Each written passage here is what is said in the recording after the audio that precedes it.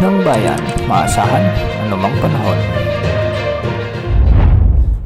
Magandang araw po sa ating lahat. Narito na ang update sa lagay ng ating panahon ngayon at sa magiging lagay ng ating panahon sa susunod na 24 oras. Sa kasalukuyan ay nakakaapekto ang northeasterly wind flow sa may northern Luzon, samantalang easterlies ang nakakaapekto sa nalalabing bahagi ng ating bansa.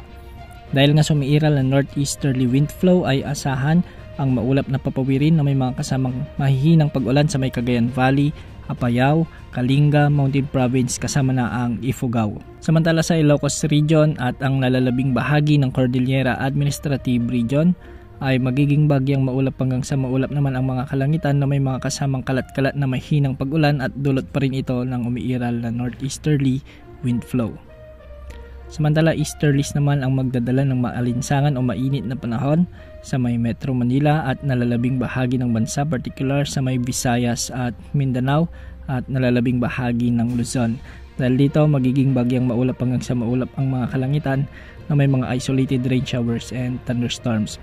Posible rin ang banta ng mga biglang pagbaha o pagguho ng lupa lalo na kung may mga katamtaman o yung mga severe thunderstorms. Para naman sa lagay ng mga pag-alon sa ating karagatan, ng mga pag-alon sa Northern Luzon ay posibleng umabot sa 3.1 meters, samantalang sa nalalabing baybayin ng bansa, ang mga pag-alon ay posibleng umabot hanggang 2.5 meters. Ayon sa Pag-asa, wala pa rin tayong namomonitor na anumang sama ng panahon gaya ng LPA o bagyo na posibleng makaapekto sa ating bansa sa susunod na 3 hanggang 5 araw. Kanina ay nakaranas lamang ang malaking bahagi ng Luzon ng maulap na papawirin na may mga kasamang kalat-kalat na mahina hanggang sa katamtamang pag-ulan at ito ay dulot ng umiiral na northeasterly wind flow. Bukas asahan pa rin ang pag-iral ng mainit na easterlies sa malaking bahagi ng bansa, kaya pinag-iingat natin ng ating mga kababayan na may mga comorbidities sa potensyal o posibilidad ng pagkakaroon o pag-atake ng heat stroke, heat cramps o heat